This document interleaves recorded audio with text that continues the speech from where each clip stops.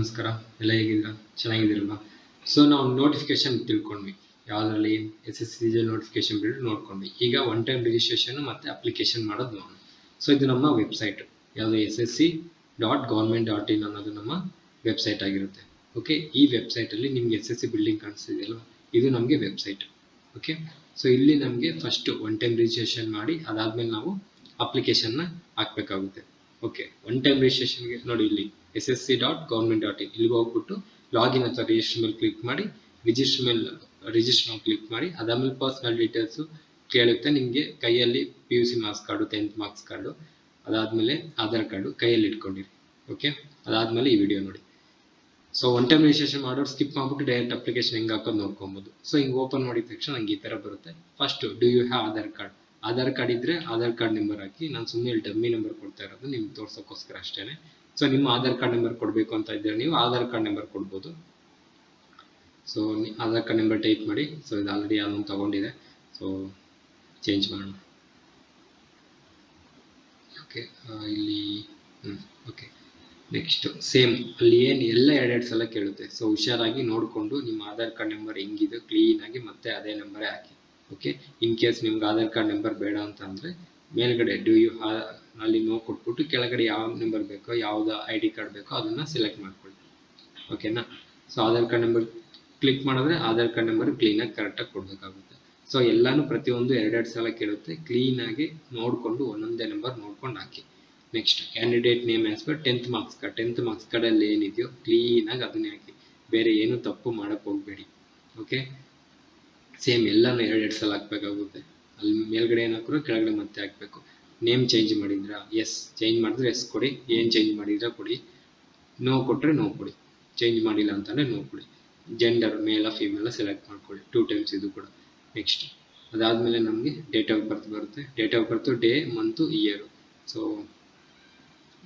Type ಮಾಡಿದ್ರೆ ಕರೆಕ್ಟಾಗಿ ಬರ್ತಿಲ್ಲ ಅಲ್ಲಿ.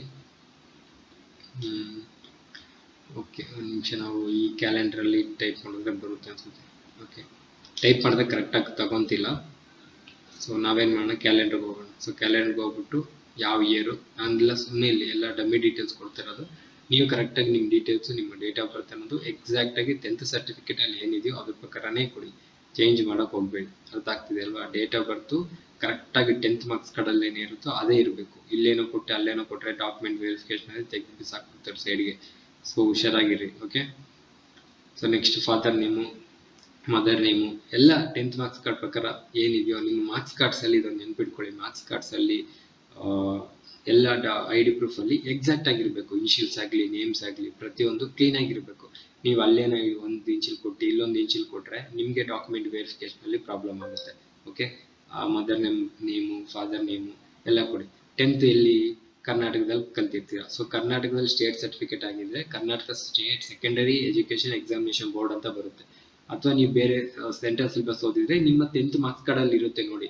ಮಾರ್ಕ್ಸ್ ಕಾರ್ಡ್ ಮೇಲಲ್ಲಿ ಯಾವ ಎಜುಕೇಷನ್ ಬೋರ್ಡ್ ಇರುತ್ತೋ ಅದನ್ನು ಸೆಲೆಕ್ಟ್ ಮಾಡಿ. ಪ್ರತಿಯೊಬ್ಬರು ಕರ್ನಾಟಕ ಸ್ಟೇಟ್ ಎಜುಕೇಷನ್ನೇ ಬರಲ್ಲ. ಓಕೆ, ಅದನ್ನು ನೀವು ನೋಡ್ಕೊಂಡು ಸೆಲೆಕ್ಟ್ ಮಾಡ್ಕೊಬೇಕಾಗುತ್ತೆ. Next roll number, 10th roll number, 10th marks ಕಾರ್ಡಲ್ಲಿ ರೋಲ್ ನಂಬರ್ ಇರುತ್ತಲ್ಲ, ಆ ರೋಲ್ ನಂಬರ್ ತಂದು ಇಲ್ಲಿ ಹಾಕಿ. ಬೇರೆ ಬೇರೆ ಏನೇನೋ ಹಾಕೋಕೆ ಹೋಗಬೇಡಿ. ರೋಲ್ ನಂಬರ್ ಏನು ಹಾಕ್ತಿರೋ ಮತ್ತೆ ಅದೇ ರೋಲ್ ನಂಬರ್ ಇನ್ನೊಂದ್ಸಲ ಟೈಪ್ ಮಾಡಬೇಕಾಗುತ್ತೆ, ಎಲ್ಲ 2 ಟೈಮ್ಸ್. ಓಕೆ, ಯಾಕಂದ್ರೆ ಇಲ್ಲೇ ಅವರು ವೆರಿಫೈ ಆಗಿ ಹೋಗ್ತಿದೆ ನಮಗೆ. ಇಯರ್ ಆಫ್ ಪಾಸಿಂಗ್ ಯಾವಾಗ, ನೀವು ಯಾವಾಗ 10th ಪಾಸ್ ಆಗಿದ್ರು ಅವಾಗ ಹಾಕಿ. 2012, 13, 14, 15 ಯಾವಾಗ ಪಾಸ್ ಆಗಿರ್ತೀರೋ ನಿಮ್ಮ ಮಾರ್ಕ್ಸ್ ಕಾರ್ಡಲ್ಲಿ ಇರುತ್ತೆ. ಎಕ್ಸಾಮಿನೇಷನ್ ಪಾಸ್ ಮಂತ್ ಇರುತ್ತಲ್ಲ ಅದೇ ನಿಮಗೆ ಇಯರ್ ಕೂಡ ಆಗಿರುತ್ತೆ. So highest level of education qualification ಏನು, ಡಿಪ್ಲೊಮಾನ, ಗ್ರ್ಯಾಜುಯೇಷನ್ ಏನು ಅಂತ ನೋಡಿ. ಸೊ ಗ್ರ್ಯಾಜುಯೇಷನ್ ಇದ್ದರೆ ಗ್ರ್ಯಾಜುಯೇಷನ್ ಹಾಕಿ, PhD ಇದ್ದರೆ PhD ಹಾಕಿ. ಓಕೆ, PG ಇದ್ದರೆ PG ಹಾಕಿ. ಕ್ಯಾಂಡಿಡೇಟ್ಸ್ ಮೊಬೈಲ್ ನಂಬರ್, ನಿಮ್ಮ ಒಂದು ಮೊಬೈಲ್ ನಂಬರ್ ಹಾಕಿ. ನಿಮಗೆ OTP ಬರುತ್ತೆ, ಅದ್ರ ಜೊತೆಗೆ ಇಮೇಲ್ ID ಕೂಡ ಹಾಕಬೇಕು. ಅದಕ್ಕೂ ಒಂದು OTP ಬರುತ್ತೆ. ಆ 2 OTP ನೀವು ವೆರಿಫೈ ಮಾಡಾದ್ಮೇಲೆ ನೀವು ನೆಕ್ಸ್ಟ್ ಹೋಗೋಕ್ಕಾಗೋದು. ಸೊ ಸೆಂಡ್ OTP ಹೊಡೆದಿದ ತಕ್ಷಣ ನಮಗೆ OTP ಬರುತ್ತೆ. ಅದಾದಮೇಲೆ ಮತ್ತೆ ನಿಮ್ಮ ಮೊಬೈಲ್ ನಂಬರ್ಗೆ ಒಂದು OTP ಬಂದಿರುತ್ತೆ. ಆ ಒಂದು OTPನ ನೀವು ತಗೊಂಬಂದು ಇಲ್ಲಿ ಟೈಪ್ ಮಾಡಬೇಕಾಗುತ್ತೆ. ಅದೇ ಥರನೇ ನಮಗೆ ಇಮೇಲ್ IDನೂ ಕೊಡಬೇಕಾಗುತ್ತೆ. ಇಮೇಲ್ IDಗೂ ಒಂದು OTP ಬರುತ್ತೆ. ಆ ನಂಬರ್ ಕೂಡ ನಾವು ಇಲ್ಲಿ ಕೊಡಬೇಕಾಗುತ್ತೆ. ಸೊ ಇನ್ನು OTP ಬಂದಿಲ್ಲ, ವೆಯ್ಟ್ ಮಾಡ್ತಾ ಇದ್ದೀನಿ.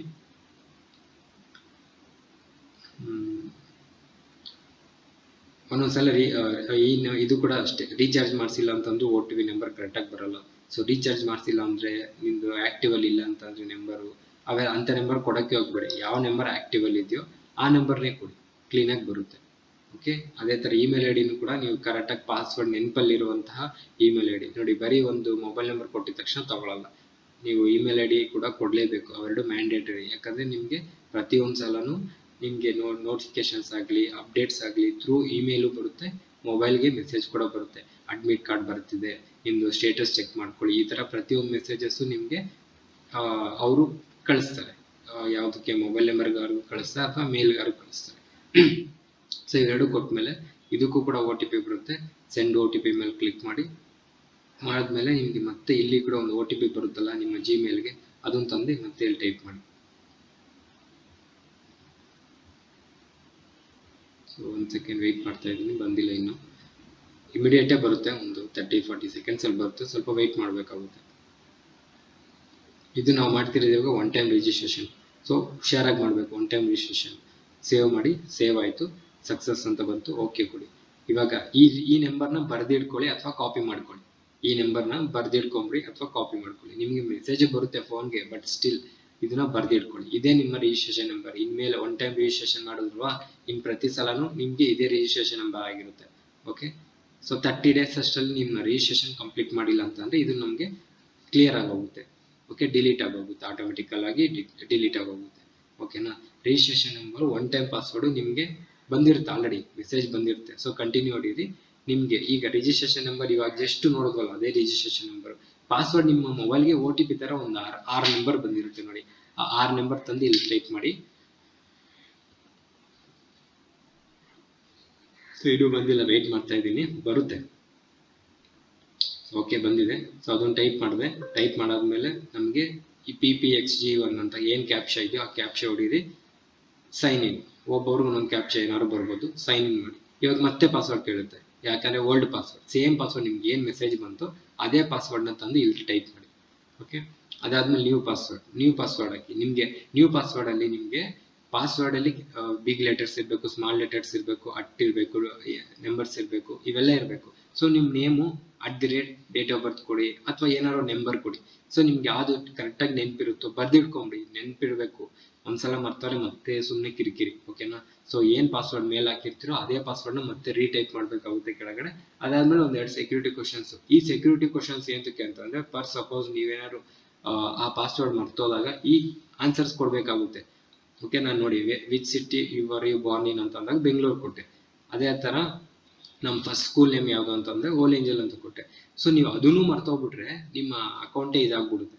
ಪಾಸ್ವರ್ಡ್ನ ನೀವು ಬೇರೆ ಚೇಂಜ್ ಮಾಡೋಕ್ಕೆ ತುಂಬ ಕಷ್ಟ ಆಗುತ್ತೆ. ಅದಕ್ಕೆ ಫಸ್ಟ್ ಪಾಸ್ವರ್ಡ್ ಮರಿಬೇಡಿ. ಇನ್ ಕೇಸ್ ಮಾತ್ರ ಆ ಕ್ವಶನ್ಸ್ ಕೂಡ, ಸೆಕ್ಯೂರಿಟಿ ಕ್ವಶನ್ಸ್ ಕೂಡ ಮರಿಬೇಡಿ, ಎರಡರಲ್ಲೊಂದು.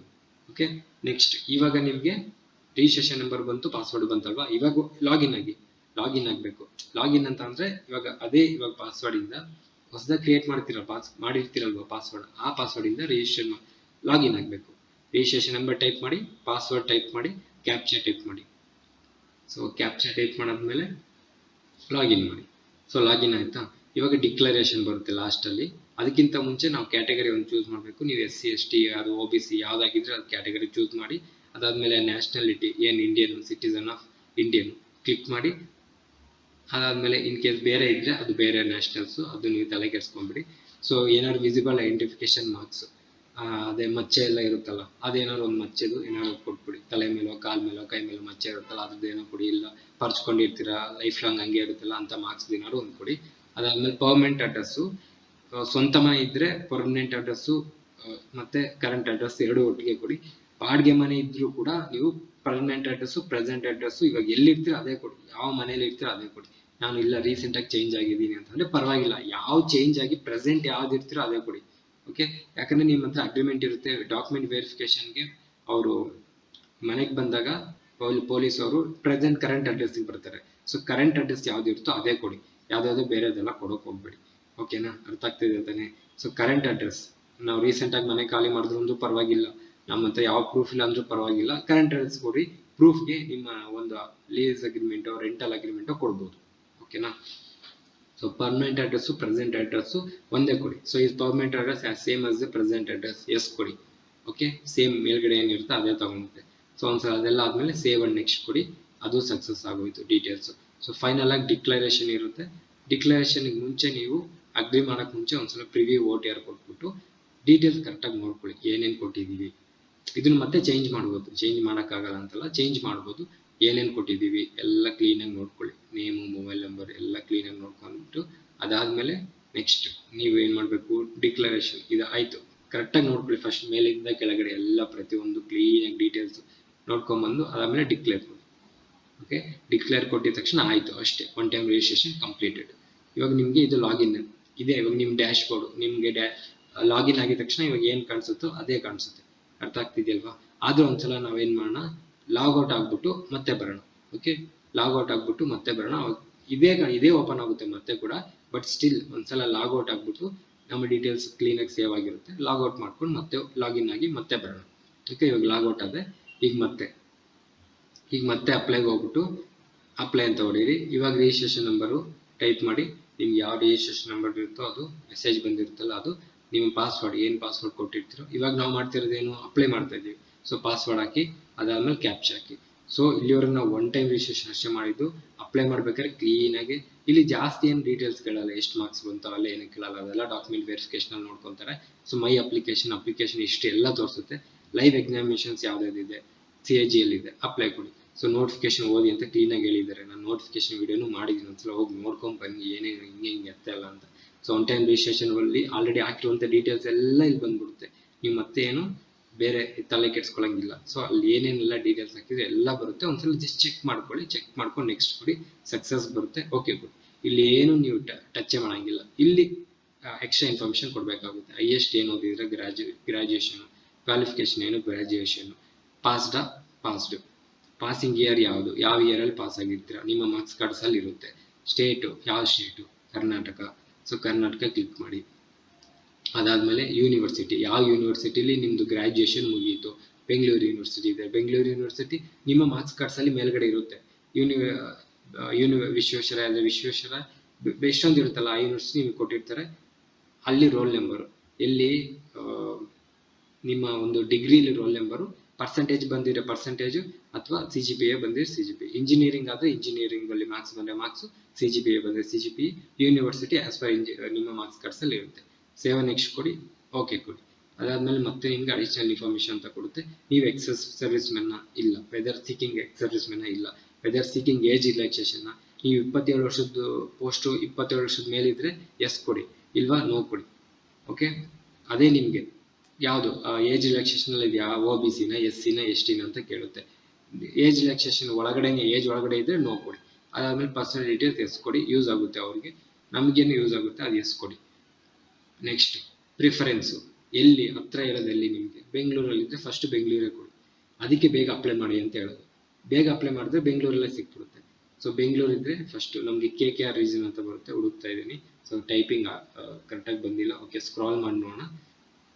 ಸೊ ನಮಗೆ KKR ರೀಜನ್ ಅಂತ ಬರುತ್ತೆ. KKR region 9001 Bengaluru. ಓಕೆನಾ? ಓಕೆ, ಇಲ್ಲಿದೆ. So KKR region Bangalore.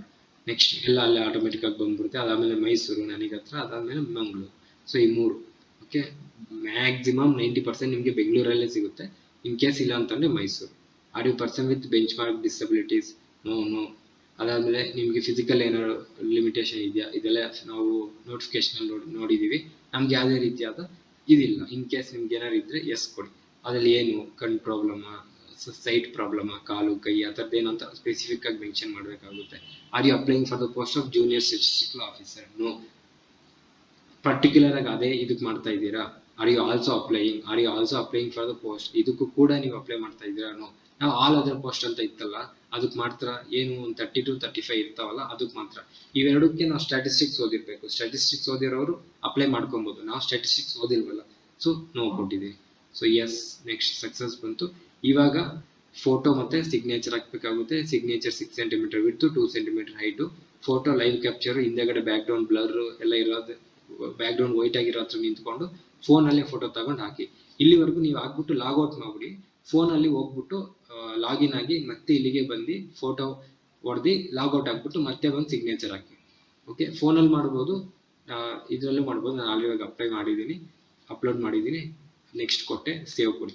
Okay, ಈಗ ಒಂದ್ಸಲ ಪ್ರಿವ್ಯೂ ಕೊಡುತ್ತೆ. ಕ್ಲೀನಾಗಿ ಒಂದು 3 ಸಲ ಬೇಕಾದ್ರೂ 4 ಸಲ ಬೇಕಾದ್ರೂ ನೋಡಿ, 1 ಇಂಚು ತಪ್ಪಿಲ್ದಂಗೆ, ಒಂದು ನಂಬರು ತಪ್ಪಿಲ್ದಂಗೆ ಕ್ಲೀನಾಗಿ ನೋಡ್ಕೊಂಬನ್ನಿ. ಓಕೆ, ಗ್ರ್ಯಾಜುಯೇಷನ್ ಪ್ರತಿಯೊಂದು ಕ್ಲೀನಾಗಿ ನೋಡ್ಕೊಂಬನ್ನಿ. ಏನೇನು ಓದಿದ್ದೀರಾ, ನಿಮ್ಮ ಡೇಟ್ ಆಫ್ ಬರ್ತ್ ಆಗಲಿ, ಏನಾದ್ರು ಸರ್ವಿಸ್ ಎಕ್ಸ್-ಸರ್ವಿಸ್ಮೆನ್ ಇದೆಯಾ ಅದು, ಮತ್ತು ಎಲ್ಲಿ ಪ್ರಿಫರೆನ್ಸ್ ಕೊಟ್ಟಿದ್ದೀರಾ, ಪ್ರತಿಯೊಂದು ಕ್ಲೀನಾಗಿ ನಿಮ್ಮ ಫೋಟೋ ಸಿಗ್ನೇಚರು, ಅದು ಯಾರ್ದೋ ಫೋಟೋ ಅಲ್ಲ, AI ಫೋಟೋ, ಅದು ಯಾವುದೋ ಕ್ರಿಯೇಟ್ ಮಾಡಿ ಹಾಕಿದ್ದೀನಿ.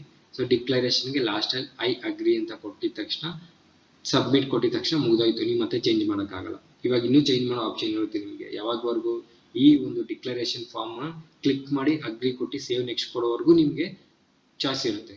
ನೀವು ಒನ್ಸ್ ಇದರ ಮಾಡಿ ಸೇವ್ ನೆಕ್ಸ್ಟ್ ಕೊಟ್ಟರೆ ಅಷ್ಟೇ, ಮುಗೀತು. ಈಗ ನೀವು ಇನ್ನೇನು ಚೇಂಜ್ ಮಾಡೋಕ್ಕಾಗಲ್ಲ ಈಗ. ಓಕೆ, ಸೊ ಈಗ ಹೋಗ್ಬಿಟ್ಟು ಮೇಕ್ ಪೇಮೆಂಟ್ ಹತ್ರ ನೀವು ಒಂದ್ಸಲ ಬೇಕಂದರೆ ಮೈ ಅಪ್ಲಿಕೇಶನ್ಸ್ ಹತ್ರ ನೋಡ್ಕೊಬೋದು. ಸೊ ಅಪ್ಲಿಕೇಶನ್ ಸ್ಟೇಟಸ್ ಕೂಡ ತೋರಿಸುತ್ತೆ. ಅಪ್ಲಿಕೇಶನ್ ಸ್ಟೇಟಸ್ ಮೇಲೆ ಪೆಂಡಿಂಗ್ ನೋಡಿ, ಅಪ್ಲಿಕೇಶನ್ ಸ್ಟೇಟಸ್ ಏನಂತ ತೋರಿಸ್ತಿದೆ, ಪೆಂಡಿಂಗ್ ಅಂತ ತೋರಿಸ್ತಿದೆ. ಇಲ್ಲೆಲ್ಲ ನಿಮ್ಮ ನೇಮು, ಅದು ಇದು ಅಟೆಂಪ್ಟ್ಸು, ರಿಜಿಸ್ಟ್ರೇಷನ್ ನಂಬರು ನೋಡಿ. ಪೇಮೆಂಟ್ ಸ್ಟೇಟಸ್ ಇನ್ನೂ ಪೆಂಡಿಂಗ್ ಆಗಿಲ್ಲ, ಇಲ್ಲಿ ಕೂಡ ಪೇಮೆಂಟ್ ಆಗಿಲ್ಲ. ಕ್ಲೋಸ್ ಮಾಡಿ, ಮೇಕ್ ಪೇಮೆಂಟ್ ಮೇಲೆ ಕ್ಲಿಕ್ ಮಾಡಿ. Okay, make payment. ಅಪ್ಲಿಕೇಶನ್ ಹಿಸ್ಟ್ರಿಲಿ ನಿಮಗೆ ಅಪ್ಲಿಕೇಶನ್ ಸ್ಟೇಟಸ್ ಸೇಮ್, ಮತ್ತೆ ಅಲ್ಲೇ ಇದು ಕೂಡ ಸೇಮ್, ನೀವು ಇಲ್ಲಿ ಏನು ಮಾಡಿದ್ರೋ ಅದೇ ತೋರಿಸುತ್ತೆ. ಲೈವ್ ಎಕ್ಸಾಮಿನೇಷನ್ಸು CGL ಮತ್ತೆ ಅಪ್ಲೈ ಅಂತ ತೋರಿಸುತ್ತೆ. ಮೈ ಅಪ್ಲಿಕೇಶನ್ಸ್ಗೆ ಹೋಗಿ ಮೇಕ್ ಪೇಮೆಂಟ್ಗೆ ಹೋಗಿ ಪೇ ಕೊಡಿ. ಪೇ ಕೊಟ್ಟಾದ್ಮೇಲೆ UPI ಹೋಗಿ, ಲಾಸ್ಟಲ್ಲಿ ಆಪ್ಷನ್ಸ್ ಇರುತ್ತೆ UPI, ಅಲ್ಲಿ ಹೋಗ್ಬಿಟ್ಟು VPA ID ಕೊಟ್ಬಿಟ್ಟು ನಿಮ್ಮ ಮೊಬೈಲ್ ನಂಬರ್ ID ಇರುತ್ತೆ, ಕನ್ಫರ್ಮ್ ಕೊಡಿ. ನಿಮಗೆ ಒಂದು ಇದು ಬರುತ್ತೆ ಫೋನ್ಪೇಲಿ, ಅಲ್ಲಿ ಪೇ ಮಾಡಿ.